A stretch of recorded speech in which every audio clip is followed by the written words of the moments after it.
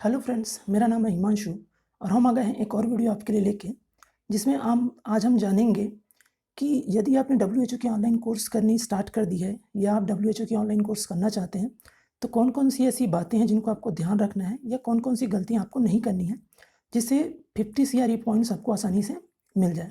तो आइए आज का ये वीडियो स्टार्ट करते हैं। तो जो सबसे पहले गलती की बात करें, जो सामान्यतः अभी देखने को मिल रही है, वो है कि यदि आपने एक ही दिन में एक से ज़्यादा कोर्स अटेंड कर लिया है, तो इससे होगा क्या? यदि आपने एक दिन में एक से ज़्यादा कोर्स अटेंड कर लिया है, तो ये हो सकता है कि इससे 2 सर्टिफ़िकेट जो हमें मिलेंगे, 2 कोर्स यदि हमने एक ही दिन में अटेंड कर लिया, तो इससे जो 2 सर्टिफ़िकेट मिलेंगे, उसमें एक ही डेट दिखाई दे। दूसरा ऐसा हो सकता है कि इससे हमारे जो एक सर्टिफ़िकेट है, उसको अमान्य कर दिया जाए और इसके कारण ये भी हो सकता है कि हम अंततः हमें जो 50 सीआरई पॉइंट्स इस डब्ल्यूएचओ के ऑनलाइन कोर्स अटेंड करने पे मिलेगी, वो हम ना प्राप्त कर पाएँ या उसके लिए हमें अपात्र कर दिया जाए। तो इस चीज़ को आप ज़रूर ध्यान रखिएगा कि एक दिन में केवल एक ही कोर्स अटेंड करें। दूसरे यदि हम बात करें कि दूसरी गलती क्या हो रही है, तो वो हो रहा है कि यदि एक ही दिन में एक कोर्स पूरा करने के बाद किसी दूसरे कोर्स को ओपन करना, तो इससे क्या हो सकता है कि इससे सर्टिफिकेट जो डेट है, उसमें क्या करते हैं कि जिस डेट पे हम उस कोर्स को ओपन कर लिए और मान के चलिए हमने एक दिन पहले उस कोर्स को ओपन किया और उस कोर्स को कंप्लीट कर रहे हैं दूसरे दिन, तो होगा क्या, कोर्स की जो सर्टिफिकेट हमें मिलेगी उस पे वही पुरानी डेट हमें दिख सकती है। तो इससे क्या होगा, हमारे पास जो 2 सर्टिफिकेट रहेंगे उसमें एक ही डेट आ सकती है। तो इससे ये हो सकता है कि हमारी जो एक सर्टिफिकेट है, वो हो सकती है कि इसके कारण हमारी जो एक सर्टिफिकेट है वह अमान्य कर दी जाए। वहीं तीसरी गलती की बात करें जो जनरली हो रही है, वो है यदि सर्टिफिकेट को केवल मोबाइल पे ही डाउनलोड करके रखा जाए। तो कभी-कभी क्या होता है कि मोबाइल में बहुत सारी प्रॉब्लम्स आती है, स्टोरेज संबंधी या अन्य कुछ प्रॉब्लम आ जाती है, तो ये हो सकता है कि आपकी सारी जो सर्टिफिकेट है वो डिलीट हो जाए। तो इससे बचने के लिए सबसे बेहतर उपाय है कि आप सर्टिफिकेट को किसी पेन ड्राइव में कॉपी करके रखिए या फिर आप किसी गूगल ड्राइव में उसको सेव करके रख सकते हैं। तो 2 ऑप्शन है, या तो पेन ड्राइव में उसे कॉपी करके रख लीजिए या गूगल ड्राइव में रख लीजिए, ताकि यदि किसी कारणवश मोबाइल से वो डॉक्यूमेंट डिलीट हो जाती है, तब भी आपके पास बैकअप के रूप में वो डॉक्यूमेंट रहे। वहीं चौथी गलती की बात करें जो होती है, जिसको हमको ध्यान रखना है कि किसी भी कोर्स को एक दिन में पूरा करें या उसे कंप्लीट करना चाहिए, 2 दिन में नहीं।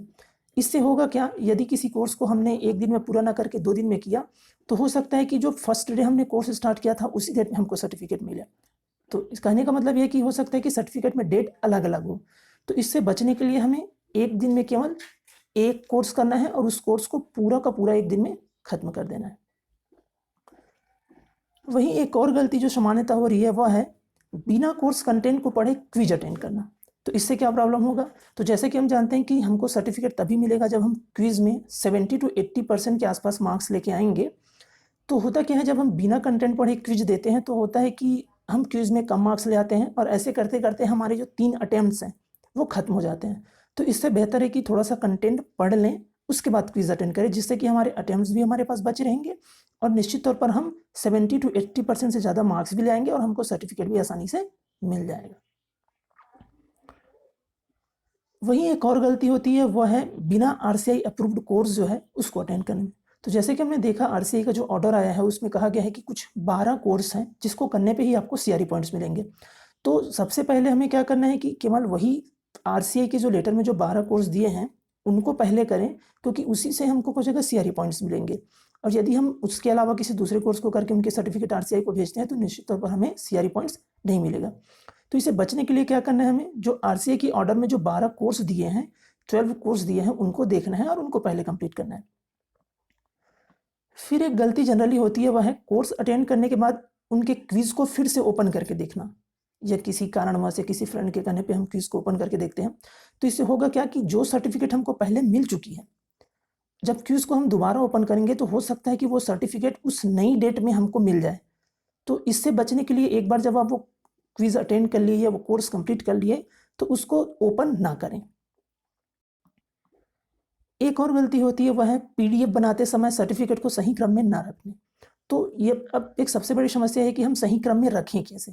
तो इसको सही क्रम में कौन सा क्रम है, इसे जानने के लिए आरसीआई की जो एक लेटर आई है जिसमें जो प्रोफार्मा दिया है उसमें साफ साफ लिखा है कि कंपलसरी जो कोर्सेज हैं उसको पहले मेंशन किया है, उसके बाद जो नॉन कंपलसरी कोर्सेज हैं या इनकम्पलसरी कोर्सेज हैं। तो इसमें सबसे पहले कंपलसरी कोर्सेज जो होती हैं, जिसमें course number 1 and course number 6 है, और उसके बाद जो दूसरे कोर्सेज हैं जो कि आपको उसमें से 8 में से कोई उसमें से कोई 10 है, उसमें से कोई आपको 8 करने हैं।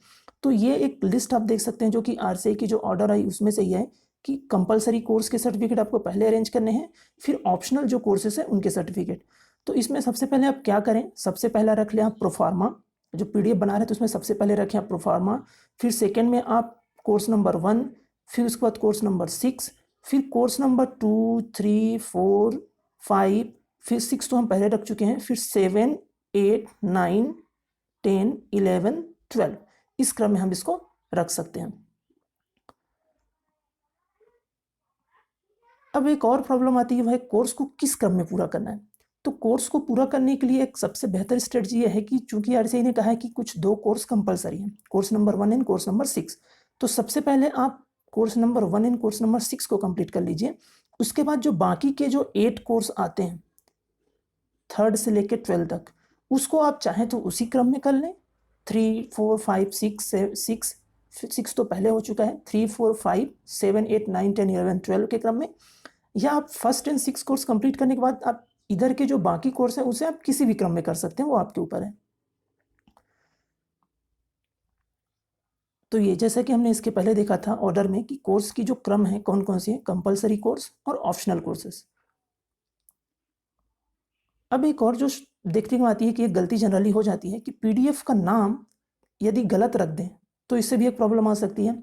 तो पीडीएफ का नाम हमेशा निर्देशानुसार रखना चाहिए, जैसा आरसीआई के एक लेटर में कहा गया है कि पीडीएफ का नाम में सबसे पहले जो मेन नेम होना चाहिए वो WH होना चाहिए, फिर एक हाइफन देके आपका CRE नंबर होना चाहिए। जैसे कि आप यहाँ पर देख पा रहे हैं, यदि आपका आरसीआई नंबर A12345 है तो आपके फाइल का नाम जो होगा वो WHO-A12345 होगा।